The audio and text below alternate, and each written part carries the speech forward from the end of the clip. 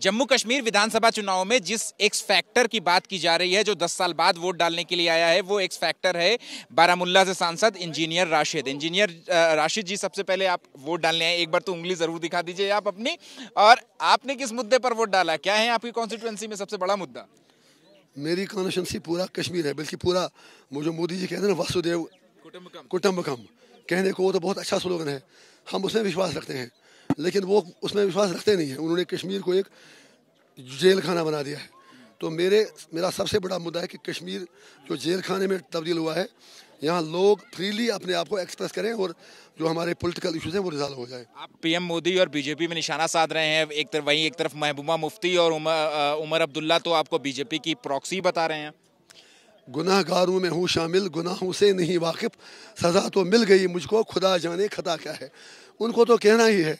उन्होंने मुझे 2019 में जेल ये समझकर भेजा था, क्योंकि उनके लिए पावर सब कुछ है कि गया जेल अब वापस ही नहीं आएगा, मर जाएगा वहाँ ही। लेकिन उन्हें क्या पता था कि जेल में पहले से ज़्यादा ताकतवर होकर निकलेगा।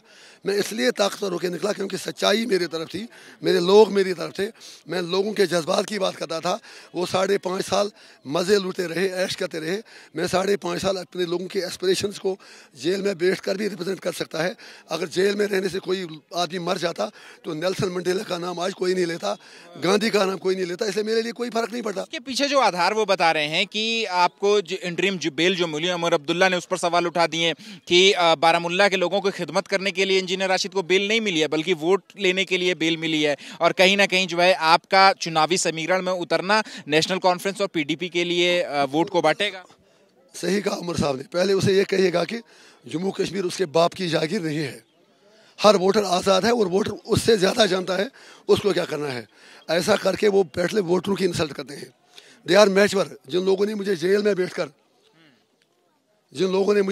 बैठकर 5 लाख वोट दिए, उन लोगों को उमर अब्दुल्ला से प्रवचन लेने की कोई आवश्यकता नहीं है। दूसरी बात, बेल तो मुझे कोर्ट ने दी है, वो जाके कोर्ट से कहें। तीसरी बात, उमर साहब से इतना कह दीजिए, उनके पिताजी पर तो 100 करोड़ रुपए के घोटाले का आरोप था सीबीआई में। उनको वहाँ बुला तो लिया लेकिन गिरफ्तार नहीं किया। अरे तुम तो खानदानी गुलाम हो दिल्ली के, चाहे बीजेपी हो कांग्रेस हो, तू हमें क्या दिखा देगा। उसके सवालों का जवाब देकर मैं अपना कद नीचे नहीं करना चाहता हूँ। बेचारा फ्रस्ट्रेशन में है, परेशान है। हमारे डर की वजह से पहले कभी गांधरबल भागता है, कभी क्या बोलते हैं बडगाम भागता है। एमएलए बीरू से था, वहाँ मैं 10,000 वोट उसे आगे ले गया। उसकी परेशानी को आपको समझने की ज़रूरत है।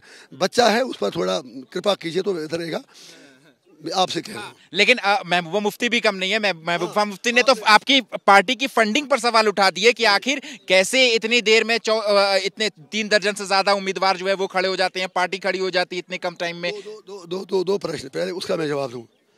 पहला जो आपने कहा कि महबूबा मुफ्ती ने फंडिंग, नहीं, उससे पहले आपने कहा था ये महबूबा मुफ्ती ने भी। आप यार खामोश रहे। एक तो जहाँ तक फंडिंग का ताल्लुक है, इसका मतलब क्या है? इसका मतलब महबूबा मुफ्ती को पता है कि फंडिंग कैसे होती है, उसके सोर्सेज वहाँ लगे हैं। इसका मतलब वो तो वहाँ से फंडिंग लेती रही होगी। पहले आप उससे पूछे कहाँ से लेते हैं। मैं तो 5.5 साल जेल में रहा। जेल में रहने के बाद सीधा 6 बजे बेल हुआ, 6:15 बजे में मीडिया से बात किया बाहर, फिर प्रेस कॉन्फ्रेंस किया, सुबह 4:30 बजे एयरपोर्ट पहुँचा। दुनिया मेरे पीछे पड़ी थी, मीडिया बाकी चीज़। मैं तो किसी से मिला ही कहाँ, तब से आज तक कैंपेन में हूँ। लिहाजा उससे पूछ लीजिए कि फंडिंग कैसे होती है, फिर मैं आपको बता दूंगा। अगर वो मुझे बताएगी ना कहाँ होती है, कैसे होती है, फिर मैं देखता हूँ कि मुझे लेनी चाहिए कि नहीं लेनी चाहिए। जो आदमी चप्पल पे त्योहार से आज तक जूता नहीं लगाया हूँ, जिस आदमी के पास अपनी गाड़ी नहीं है, जो आदमी 11 साल सरकार की गाड़ी, सरकार का बंगला नहीं लिया, उस आदमी पर उंगली उठाना महबूबा जिसे इतना कहे आसमान को थूकने के बराबर है। फिर जो आपने ये कहा कि महबूबा मुफ्ती और उमर साहब कह रहे हैं कि वोट काटने के लिए भेजा गया। अरे जनाब, मैडम ने 3 सीटों से इलेक्शन लड़ा, तीनों हारी, सक्सेस रेट 0%। उमर साहब ने कांग्रेस से मिलकर 5 सीटों से लड़ा, 2 जीते, सक्सेस रेट 40%। बीजेपी ने 3 सीटें लड़ी, कश्मीर में कोई नहीं लड़ी, सक्सेस रेट कश्मीर के लिए 0%। जम्मू में 40%। इंजीनियर सजाद लोन, उसने 2 सीटें लड़ी, दोनों हारा, सक्सेस रेट 0%। इंजीनियर रशीद ने 1 सीट लड़ी, 1 जीती, सक्सेस रेट 100%। मैडम को टोटल मिले 28,000 वोट 18 कॉन्स्टिट्यूंसीज में, लेकिन वोट काटने वाला मैं। ऐसा पूरे विश्व में एग्जाम्पल होगा जो आदमी इलेक्शन जीत गया, जिस आदमी का सक्सेस रेट 100% था, जिस आदमी ने उमर अब्दुल्ला को 2.25 लाख वोट से हराया, उसको कहते हैं वोट कटर। मैडम हारी 4.5 लाख से, लेकिन वोट कटर में हो गया। सारे मैथमेटिक्स का सवाल है। उससे कहिए आप 5वीं जमात में दाखिला ले, वहाँ उनको बताए कि 28,000, वहाँ उसको टीचर बताएंगे कि 28,000 कितना होता है और 5 लाख कितना होता है। हो सकता है उसको 28 लाख लग रही हो। 370 को लेकर के आपने जमानत पर रिहा होने के बाद ही ये बयान दे दिया कि 370 जो है वो वापस आकर के रहेगा, लेकिन पीएम मोदी कह लें या गृह मंत्री कह रहे हैं, वो तो हर जनसभा में ये कहते हैं कि 370 इतिहास हो चुका, अब वो कभी वापस नहीं आने वाला, चाहे कोई कितनी भी कोशिश कर ले। इतिहास तो बदलता रहता है, हालात बदलते रहते हैं। क्या आपको लगता है कि अभी भी 370 मुद्दा है कश्मीर के लोगों के लिए? आपको क्या लग नहीं है? अरे 100% आएगा और अमित शाह और मोदी जी नंगे पाँव आके वापस दे देंगे, क्यों नहीं देंगे? मैं आपको उदाहरण देता हूँ, मुझे रेस्पेक्ट है उनका, लेकिन इतना मुझे बताएं, उनकी अपनी आइडियालॉजी थी, उन्होंने अपना ठीक कर लिया उनके हिसाब से। उनका प्रॉमिस था कांग्रेस की तरह धोखे से वार नहीं किया। फर्क कांग्रेस और बीजेपी में इतना है, कांग्रेस पीछे से वार करती है, सेकुलरिज्म का वो बयान चेहरा निकाब लगा के, और बीजेपी दिन धड़ाक तरीके से वार करती है। हमारे लिए दोनों एक जैसे हैं। लेकिन जो आपने 370 वापस लाने की बात की, जिस सेशन में पार्लियामेंट ने 370 हटाया, उसी सेशन में 3 किसान लॉज भी आए, अगर आपको याद होगा। मुझे तो तिहाड़ जेल ले जाए। अगर किसानों ने पीसफुल एजिटेशन की, उनको खालिस्तानी कहा गया, पाकिस्तानी कहा गया, उग्रवादी कहा गया, उन्होंने हिम्मत नहीं हारी। मोदी जी थे, मजबूर होना पड़ा, बैसाखी के दिन फिर गए और कहा कि मैं आपको बैसाखी का गिफ्ट देना चाहता हूँ, 300 किसान लॉज मैं वापस ले रहा हूँ। उम्मीद रखें, अगर आज AIP को 15 से 20 MLA मिलते हैं, मैं आपसे वादा करता हूं, जिस तरह मोदी जी ने ऐलान किया किसान लॉज वापस, हम उन्हें मजबूर करेंगे। वो एक दिन आएंगे, जैसे बैसाखी गिफ्ट दिया था, ईद गिफ्ट देकर करेंगे। कैसे मजबूर करेंगे? आप अपनी पार्टी के इकलौता सांसद हैं, 34 सीटों पर चुनाव लड़ रहे हैं आप, तो कश्मीर में चीफ मिनिस्टर आपका नहीं हो सकता, तो फिर 370 कैसे? आप गांधी जी कोई प्राइम मिनिस्टर था नहीं। नेल्सन मंडेला जेल में बैठ के पूरी दुनिया को दिखाया कैसे how to lead and how to win. मुझे चीफ मिनिस्टर को करना क्या, मैं तो छोटा आदमी हूँ।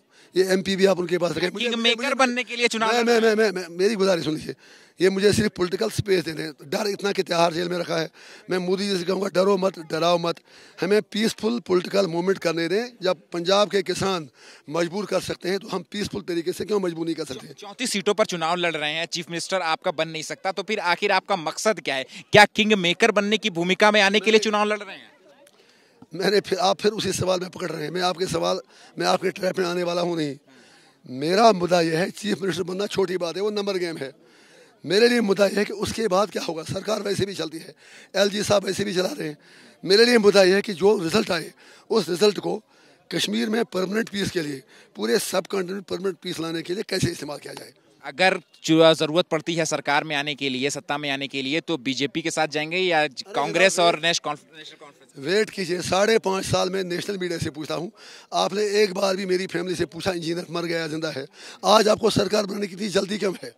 वेट कीजिए, जब आपने मेरे लिए 5.5 साल वेट किया, अब 8 दिन और वेट कीजिए। आपको ऐसे, आपके सवालों से ऐसा लग रहा है कि आपने कहा ना कि कांग्रेस पीछे से वार करती है, तो बीजेपी के लिए क्या सॉफ्ट कॉर्नर है उसके साथ? बीजेपी, अरे कमाल है जनाब, मैंने कहा बीजेपी सामने से वार कर रही है, मैं तो उनके खिलाफ जा रहा हूँ। क्या बोल रहे हैं आप? मेरे लिए दोनों बराबर है, एक सिक्के के 2 पहलू। अगर तो जाना पड़े, जरूरत पड़े, तो किसके साथ जाएंगे? क्या जाएंगे? गठबंधन में आएंगे बीजेपी या नेशनल कॉन्फ्रेंस और कांग्रेस के साथ? आप मुझे अपना फोन नंबर दे देना, मैं पहले आपको कॉल करके ब्रेकिंग न्यूज दे दूंगा। शुक्रिया बात करने के लिए। तो देखिए, ये हैं बारामुल्ला से सांसद इंजीनियर राशिद, जो कि वोट डालने के बाद जो है वो अब निकले हैं अपनी पोलिंग बूथ से, और जो लोग हैं इनसे मिलने वाले के लिए लोग जो है वो यहाँ पर इनका स्वागत भी कर रहे हैं। और इंजीनियर राशिद ने साफ तौर पर उमर अब्दुल्ला और महबूबा मुफ्ती पर भी निशाना साधा है।